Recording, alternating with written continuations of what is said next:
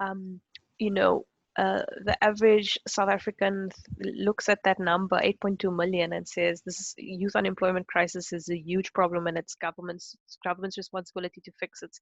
The private sector's responsibility to employ young people, is the education department's responsibility to fix a broken education system, and all of those things are true. But at the same time, I think that when it comes to mentorship, and support for young people, there's a role that everybody can play in at least one young person's life. Kulu, maybe you want to speak about some things that you have seen work for yourselves or other young people, the small actions that people can take to really help move at least one young person forward in their career journey.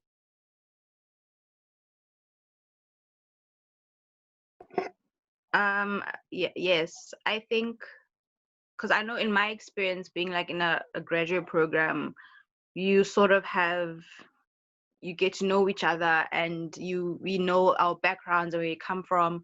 So there have been situations where we sort of relied on each other and helped each other.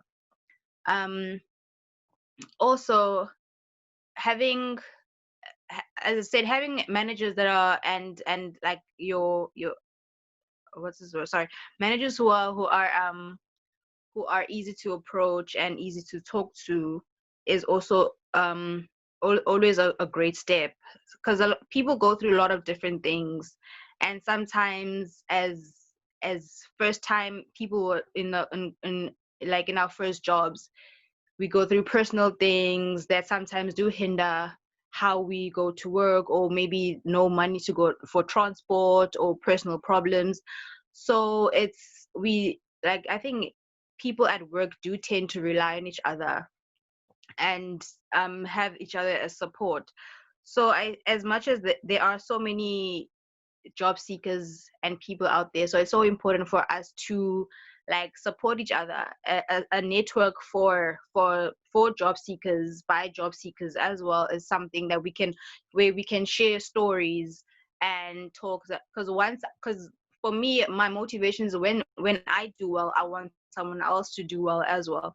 So when you come from far and from difficult circumstances, you do want to help your peer and someone as well. So like it'll be a nice platform where job seekers or people can just come together and talk and have conversations like these, and so we can help each other. A lot of people do that all the time on social media, on Twitter, and they come share their stories, and there'll be a GoFundMe, a crowdfunding initiative where people come and raise money for a certain individual. So as people, we do help each other. We have helped each other in circumstances like that. It's so important that we never forget that we are human, and as much as maybe one person makes more money than the next person, but also it's so important to know there are other people who need help on the way, and we should definitely use whatever we have learned and whatever that we have to help those who are not in the same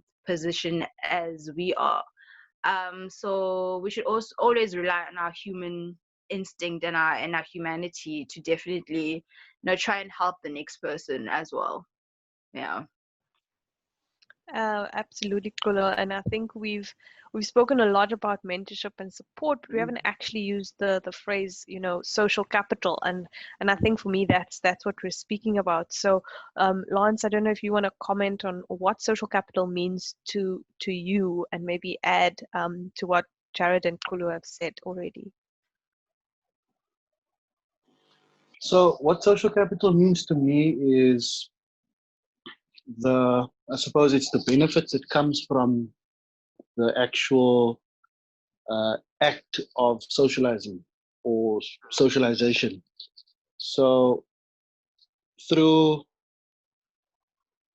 firstly through your own kind of nuclear micro situation with your own family, you have people that have wisdom. They've got wisdom, they've got experience, life experience, they've got good intentions for you, they've got resources, they've got networks, things that as the younger generation, we don't necessarily have.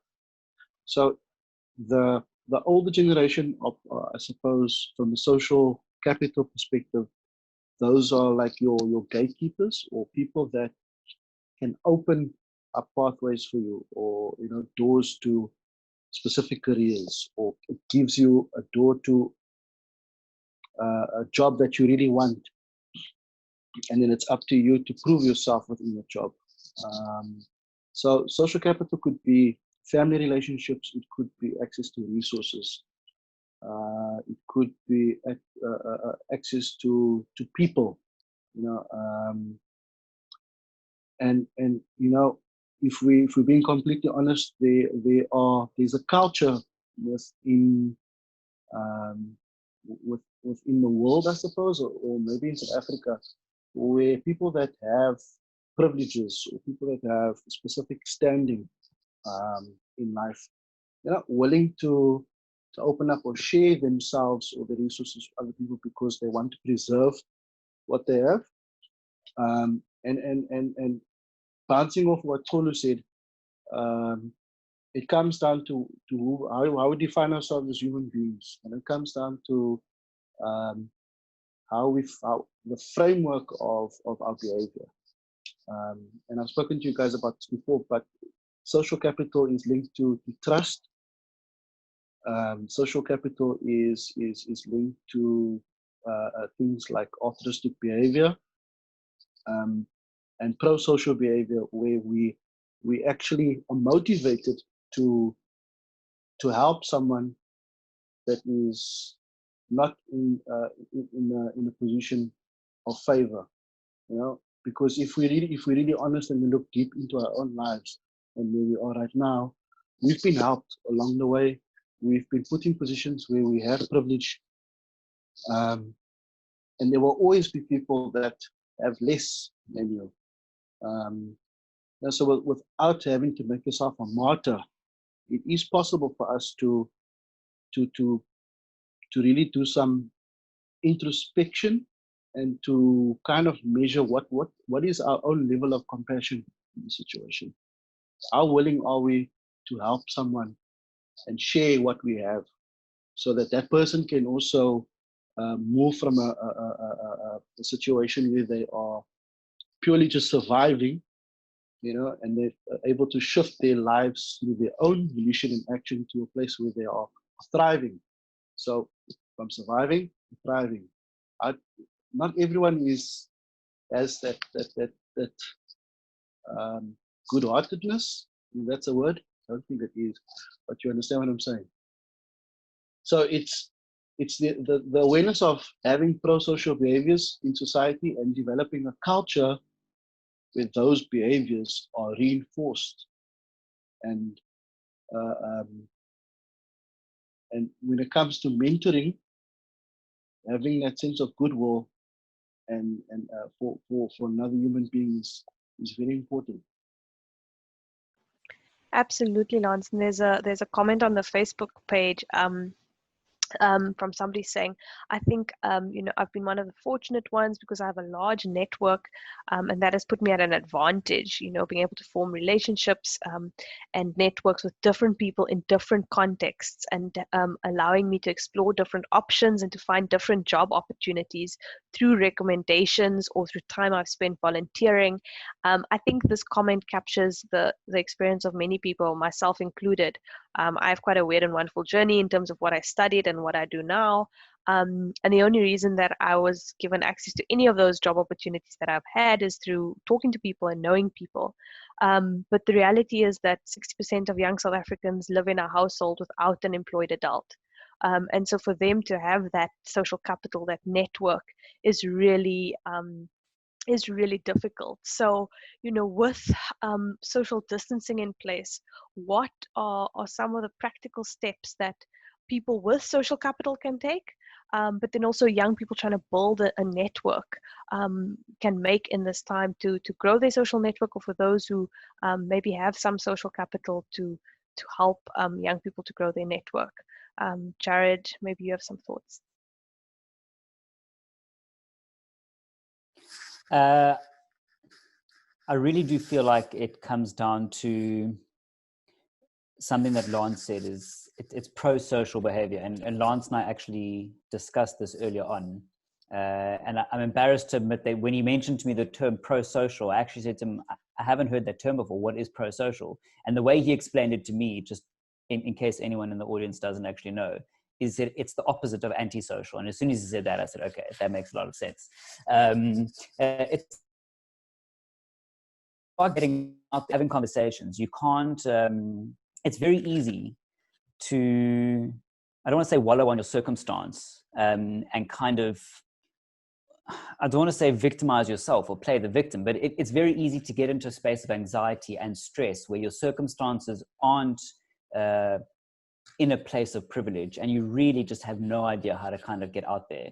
But the truth is, every single node in your network compounds your ability to progress in some sort of way.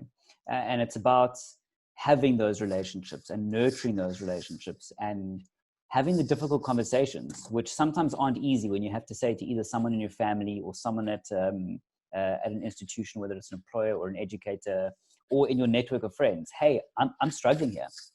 Like I really don't know what to do. I'm studying accounting and I hate it.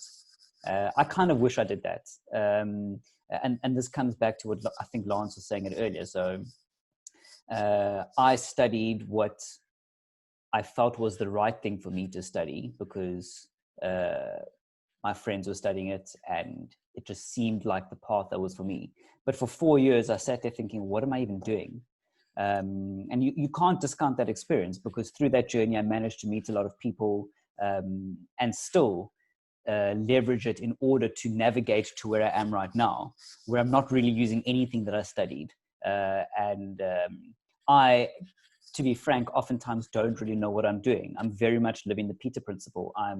I am oftentimes finding myself engaging in something where I'm completely not educated or qualified to do, but I'm finding a way to do it. But the way that I'm finding out how to do it is by leveraging my network, is by speaking to people who've done it before.